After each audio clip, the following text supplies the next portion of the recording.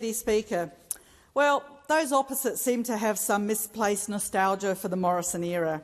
Their back on track mantra offers Australians the spectre of going backwards to Morrison era. I don't know of any Australians who actually look back fondly on the man who holidayed in Hawaii while Australia burned, but since they're clear they want to take Australia backwards, let's revisit some of the ghosts of the past. And while we could go through the secret ministries, the rorts, the scandals, let's start with economic mismanagement. 9 long years of running up debt with deficit after deficit. They were on track to exceed $1 trillion of debt in the next year, and 2/3 of it run up before the pandemic. Every Australian family knows if you spend more than you earn, you build debt, and that's exactly what those opposite did to our country. We inherited inflation at 6.1% and rising. Real wages were going back by 3.4% as a deliberate economic strategy by those opposite. When inflation goes up and your wages are going backwards, that's a direct hit on your standard of living. Productivity growth had suffered its worst decade in 60 years, 6-0. 24 coal-fired power stations had announced closures, and those opposite had done exactly nothing about it. There was the chronic skills shortage of every sector of the economy, and instead of addressing this, they just put barriers in front of Australians who wanted to upskill to get jobs. They made it more expensive to upskill.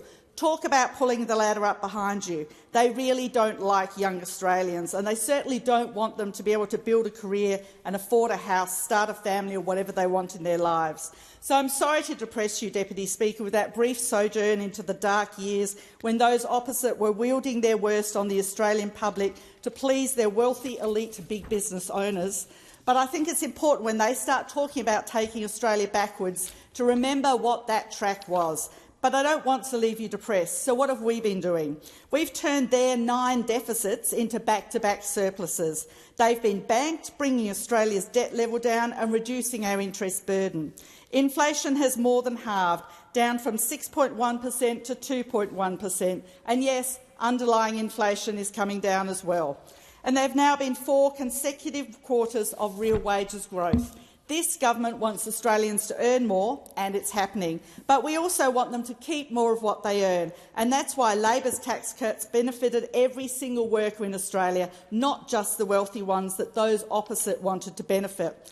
Over 1 million jobs have been created, the majority full-time.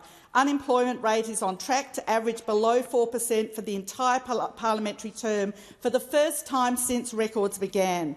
And while they let 24 coal-fired stations announce closures and did nothing to fill that energy gap, we've signed off 65 large-scale renewable projects, enough to power over 4 million Australian homes, including energy storage, an important part of ensuring that we have 24/7 power available for all Australians. And to address energy costs for Australians, we've capped the costs and we provided direct targeted energy bill relief, both measures that those opposite voted against. We've wiped $3 billion of student debt for more than 3 million Australians, and we've introduced prac payments for nursing, midwifery, teaching and social work students to remove another barrier.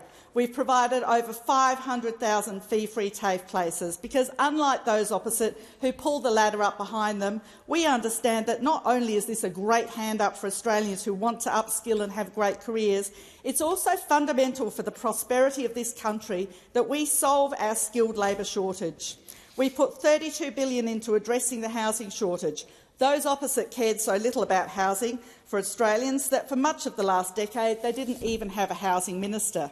In the health sector, we tripled bulk billing incentive, leading to an average 4% increase in bulk billing consults in my state of South Australia. We provided cheaper medicines by cutting the co-payment, freezing PBS prices and introducing 60-day prescriptions. They voted against it. All measures that save Australians money. Deputy Speaker, while those opposite talk openly about taking Australia backwards, we cannot risk the man voted by doctors as the worst health minister ever. He's the worst Home Affairs minister, this reckless, arrogant opposition leader who seems to think he can go to an election with zero-costed policies in the public domain. Deputy Speaker, I'm left with a question. Does the opposition leader actually not have any plan, or is he just keeping it secret from the Australian voters? Either way, too big a risk.